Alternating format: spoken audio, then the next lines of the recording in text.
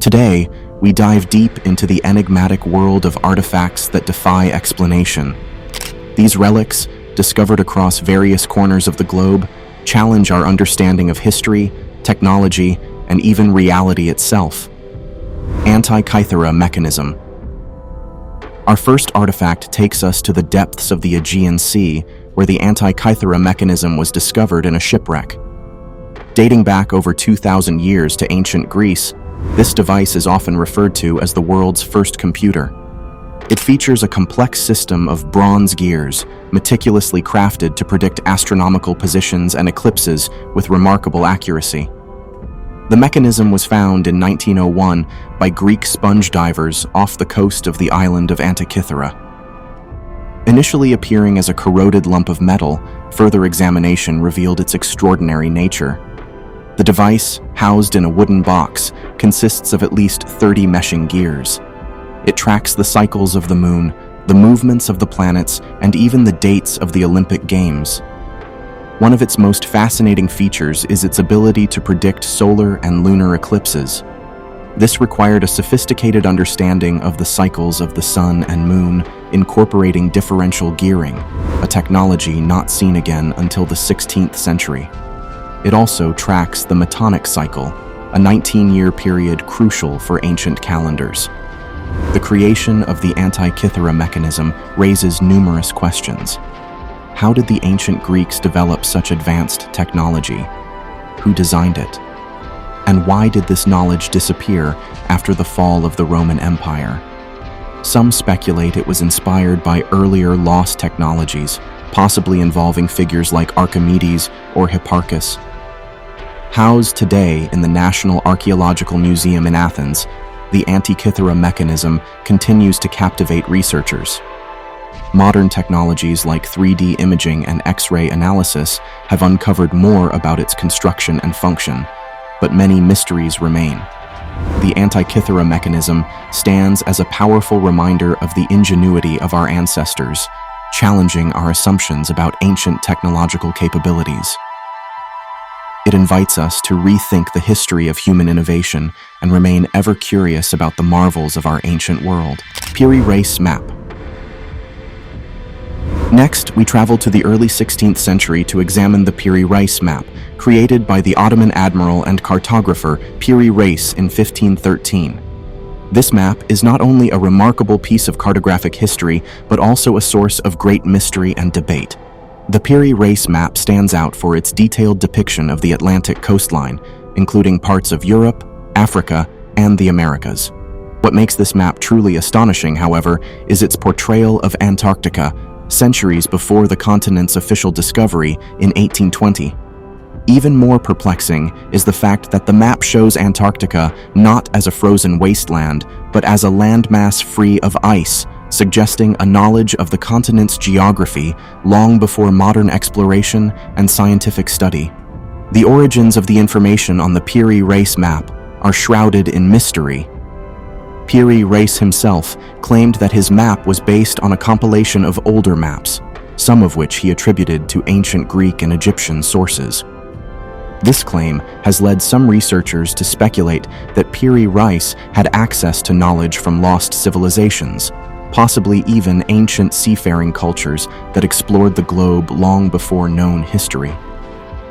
One theory suggests that the map could be based on ancient charts that predate the last ice age, when parts of Antarctica might have been ice-free. This raises the possibility that an advanced civilization could have existed during that time, possessing knowledge and navigational skills far beyond what we attribute to ancient peoples. The accuracy of the Piri Reis map in depicting the South American coastline and the exact positions of islands in the Atlantic also supports the idea that it was compiled using highly precise and advanced cartographic techniques. Some researchers believe that the map makers might have employed spherical trigonometry, a method not officially recognized until centuries later. Despite the map's detailed and seemingly advanced knowledge, it also contains anomalies and inaccuracies that have puzzled historians. For instance, certain geographical features are exaggerated or misplaced, which could indicate that the map was pieced together from various sources with varying degrees of accuracy. The Piri Reis map remains one of the most enigmatic artifacts from the Age of Discovery. It challenges our understanding of ancient cartography and raises intriguing questions about the extent of ancient global exploration. Was Piri Reis truly drawing upon lost knowledge from advanced civilizations, or was the map simply a product of medieval geographic speculation and myth? Today, the Piri Reis map is housed in the Topkapi Palace Museum in Istanbul, where it continues to fascinate scholars and enthusiasts alike. Baghdad Battery. Our journey continues to ancient Mesopotamia, where a fascinating artifact known as the Baghdad Battery was unearthed. This small, unassuming clay jar, dating back to around 250 BC, contains a copper cylinder encased in an iron rod. When filled with an acidic solution, such as vinegar or lemon juice, this simple assembly generates an electric current, making it one of the earliest known batteries. The discovery of the Baghdad Battery raises intriguing questions about the technological capabilities of ancient civilizations. Could the people of Mesopotamia have understood the principles of electricity over 2 millennia ago? If so, what might they have used this early form of electrical power for? The battery was first discovered in the 1930s by German archaeologist Wilhelm Koenig in the area around modern-day Baghdad. Its construction is remarkably similar to modern galvanic cells, which use the chemical reaction between two different metals to produce an electrical current. The copper cylinder acts as the positive electrode, while the iron rod serves as the negative electrode. The acidic solution completes the circuit, allowing electrons to flow and generate a current. Several theories have been proposed regarding the potential uses of the Baghdad Battery. One of the most popular suggestions is that it could have been used for electroplating, a process that involves coating a metal object with a thin layer of another metal.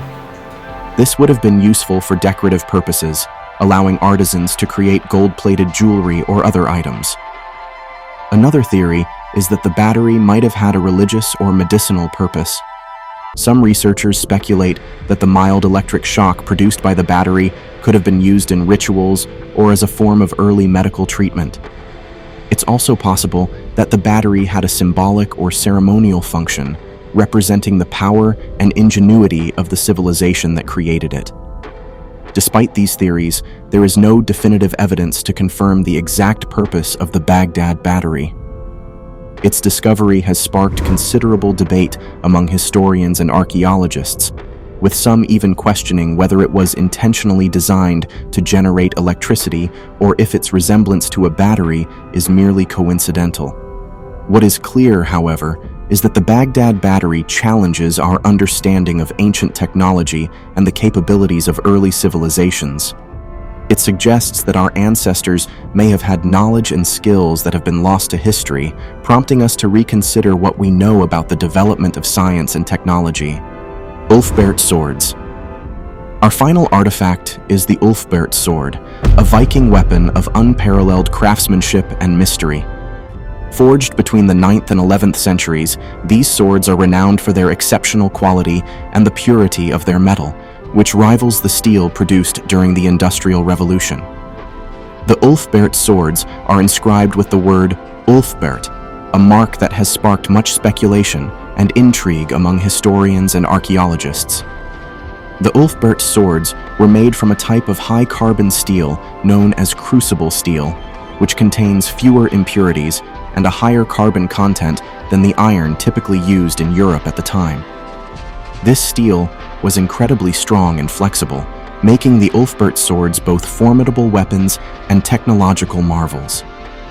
The purity of the steel used in these swords suggests a level of metallurgical expertise that should not have existed during the Viking era. How did these ancient blacksmiths achieve such advanced craftsmanship? One theory is that the technology to produce crucible steel was imported from the East. During the Viking Age, there was significant trade and cultural exchange between Europe and the Middle East, where advanced metallurgical techniques were already in use. The Vikings were known for their extensive trade networks, which stretched as far as the Islamic caliphates and possibly even India, where high-quality crucible steel known as woots was being produced. It is possible that the Vikings acquired this technology through trade or contact with Middle Eastern blacksmiths. The inscription Ulfbert on these swords adds another layer of mystery. Some scholars believe that Ulfbert was a master blacksmith or a workshop that produced these high-quality swords. Others suggest that it was a brand or trademark used to signify the superior quality of the steel. The consistent use of this inscription over several centuries indicates that the name held significant prestige and was likely associated with a particular standard of craftsmanship. Despite advances in technology and historical research, many aspects of the Ulfbert swords remain a mystery. How exactly did Viking blacksmiths acquire and perfect the technique for making crucible steel? Was the knowledge localized to a few master craftsmen, or was it more widely disseminated among Viking metallurgists? And what happened to this advanced technology after the Viking era, when it seemingly disappeared from Europe until the Industrial Revolution? These artifacts challenge our understanding of ancient civilizations, leaving us with more questions than answers. They are windows into the past, hinting at lost knowledge and forgotten technologies. As we continue to uncover and study these mysterious relics, one thing is certain: history is far more complex and wondrous than we could ever imagine. Thank you for joining us on this journey into the unknown. If you enjoyed this video, don't forget to like, share, and subscribe for more fascinating explorations of history's greatest mysteries. Until next time, keep questioning, keep exploring, and keep uncovering the secrets of our world.